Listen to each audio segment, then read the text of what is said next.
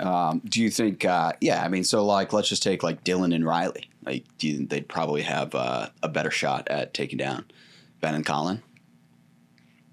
Yeah, it's tough because I think in that situation, the problem that Matt and Riley have against Ben and Colin is Riley isn't super comfortable attacking those guys off with his forehand. You watch him play.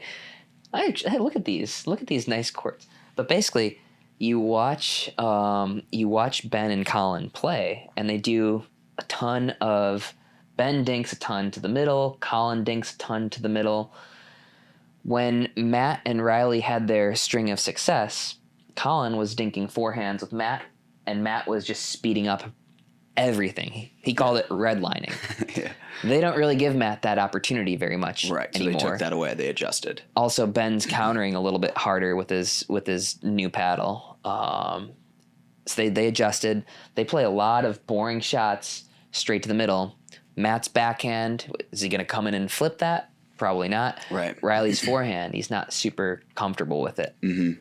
And part of the problem is like for other players is it seems to me as if Ben and Colin are more cerebral than others. Like they're the ones who, okay, yeah, Matt and Riley got the best of us, but now we're going to go figure out exactly how to neutralize whatever advantage they had, make the adjustment, and then Matt and Riley are back at square one essentially. Mm-hmm. And the Johns will just do that to everybody.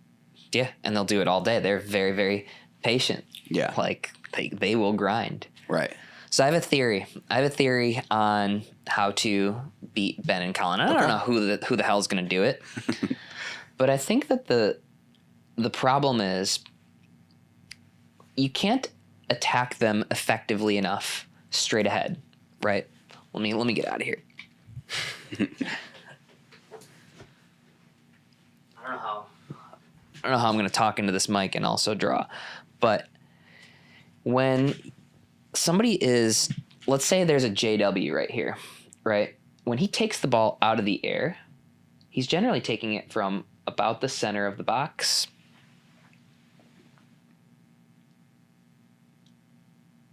This is J-Dub. Yeah.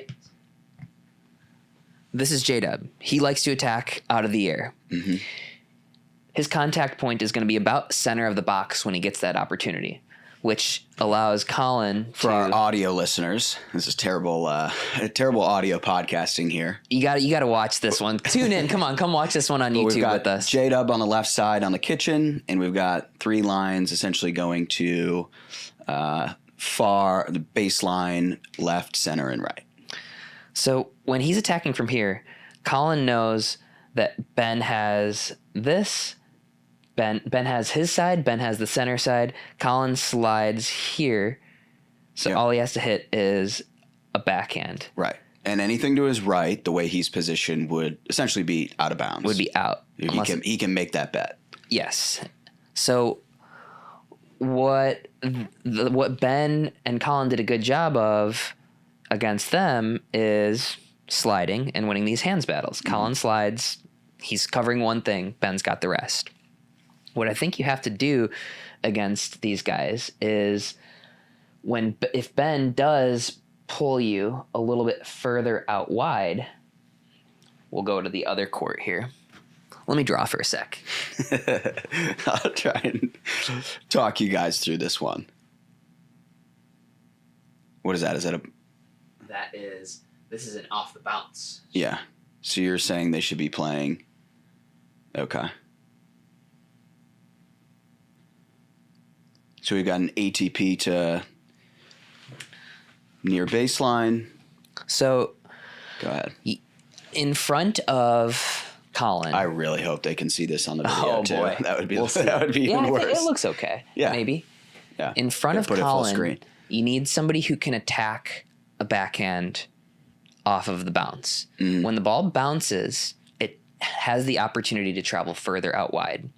The wider it is, the more angles you can create. Right. When it's pulled out wide, you can hit this shot over to Colin would either have to slide way more. Mm-hmm. If he does slide way more, it opens up the middle more. It opens up an aggressive cross-court dink behind Ben. Mm-hmm. And it opens up Colin's forehand. So on the left side, you need somebody who can attack off the bounce backhands. And it seems probably be running around their backhand to hit forehands here.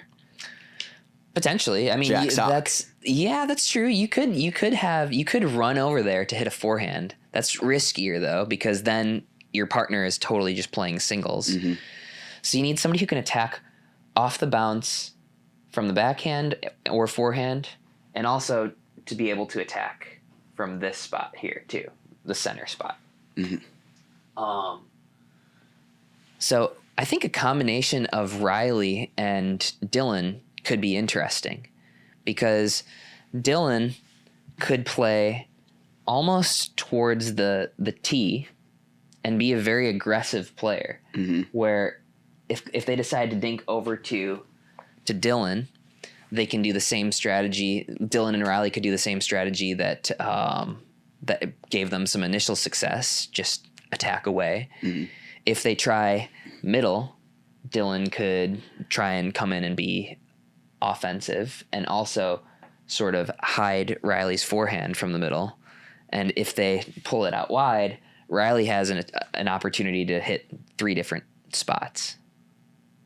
Anyway, Riley and Dylan. Riley, dump Matt right. Jim Kloss said so. Yeah. No, that's just a theory. They'll probably figure it out. Right. I'm sure they will. This is probably too technical for plenty of people, but hey, it's this a is why we're the hypothesis. #1 podcast. Okay. We're doing, Yeah, watch. This is gonna get edited out. Zane made no sense for 2 minutes. See. I mean, I hope people can see what you were drawing.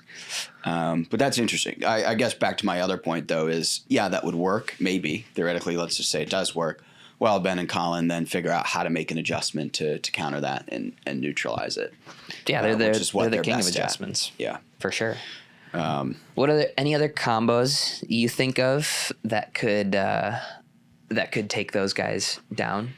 That's my theory. I think a Riley Dylan team is what I want to see. Yeah, right. That's pretty much it. Did I nailed it? Yeah, that's as close as we're gonna get. You were gonna say the same thing. Yeah. Well, they're just playing so well right now too. I don't know if like Matt Wright has fallen off a little bit this year, but it just seems like they gave him more of a hard time last year. This year, it seems like Ben and Colin aren't having issues with anybody unless they have an off day. Yeah. Well, they're not giving either Riley or Matt any angles to attack. Yeah.